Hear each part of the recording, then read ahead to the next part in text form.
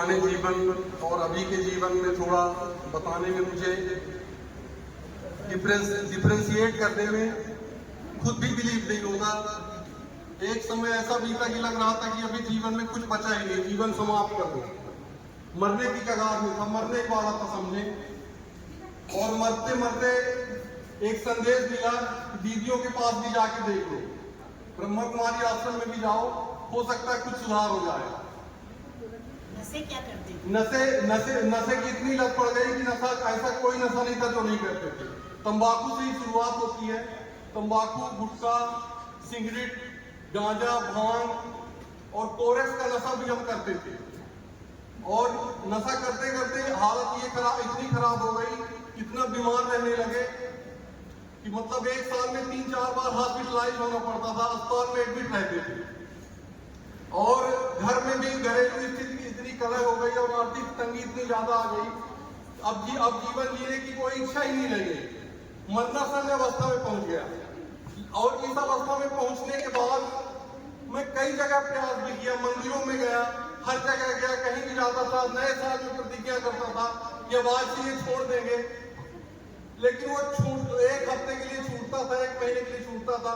कभी सिगरेट छोड़ता था तो गांजा शुरू हो जाता था, गांजा छोड़ा तो भी शराब शुरू कर देते थे, लेकिन वो छूटता ही नहीं था। अचानक से जब यहाँ का संदेश मिला ब्रह्मा कुमारी ईश्वरी विश्वविद्यालय में, तो हम यहाँ भी चलो देखिए, अब यहाँ भी देख ले, इसके बाद तो जीवन खत्म करना ही है।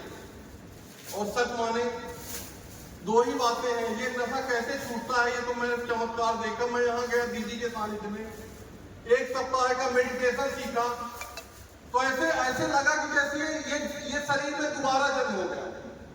ऐसे लगा कि सारी बीमारी दूर हो गई, ऐसे लगा कि सारा नशा दूर हो गया, और ऐसे लगा कि अब मैं संसार में सबका नशा दूर करवाऊंगा।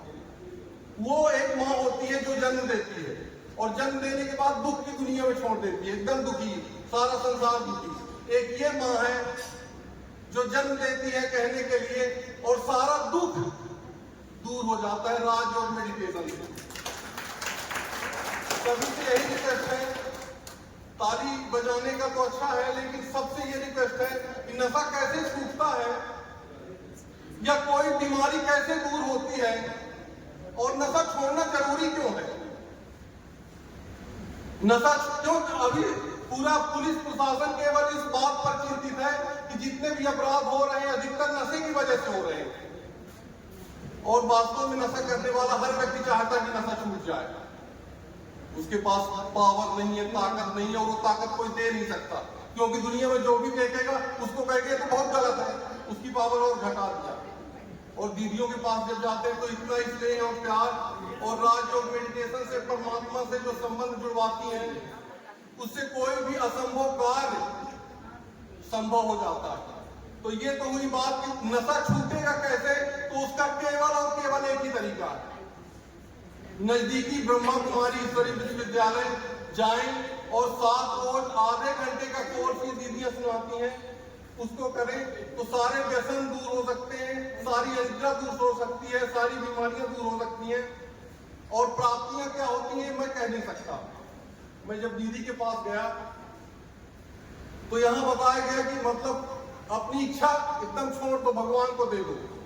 मैंने कहा ये कौन सी बात है, इच्छा है कैसे, कहा हमारी इच्छा है तो इच्छा पूरी होनी चाहिए। तो दीदी ने कहा संकल्प कैसे करो, मेरे 2 बेटियां होती थी, तो ये संकल्प किया। ये दीदी ने बताया कि ये संकल्प करो कि ये बेटियों को अपने पैरों में खड़ा करना है, शादी नहीं करना है। शादी के लिए जैसे चिंता होती ना कि शादी के लिए इनके लिए पैसा करो, 20 लाख इकट्ठा करेंगे, कोई कहेगा शादी नहीं क्या, मतलब ब्रह्मा कुमारी आश्रम जा रहे, कुछ काम नहीं कर रहे, पैसा नहीं है। दूसरा एक और संकल्प दिया दीदी ने कि बीमारी का छोड़ दो, आप बीमार रहते हो तो आपकी चिंता छोड़ दो बीमारी। तो जब से यहाँ गया कभी बीमार नहीं पड़ा, और हमारे घर में भी कोई कभी बीमार नहीं पड़ा। और दूसरा, हमारी बेटियां जैसे ही 18 साल की हुई, 19 साल की, तो पहली भी बेटी ट्रेनिंग ऑफिसर बन गई, अभी सिलेक्शन हुआ उसका। तो यहाँ आने के बाद मेरी चिंता खत्म हो गई। तो मतलब मेरी जो मिस थी वो सारी मिस दूर हुई, और नशा छोड़ने से मुझे इतना सम्मान मिला, हर जगह मंच में मुझे बुलवाया जाता है। मैं अभी एक कॉलेज में ITI में प्रिंसिपल हूँ, वहाँ मैं बच्चों को भी यही शिक्षाएं देता हूँ और सभी को इन शिक्षाओं की इतनी अधिक जरूरत है और केवल यही एक तरीका है जिससे सारे नशे दूर हो सकते हैं, सारी समस्याएं दूर हो सकती हैं। सभी से यही आग्रह है कि दीदियों के सानिध्य में राजयोग मेडिटेशन का कोर्स अवश्य सीखें। ओम शांति, ओम शांति, ओम शांति।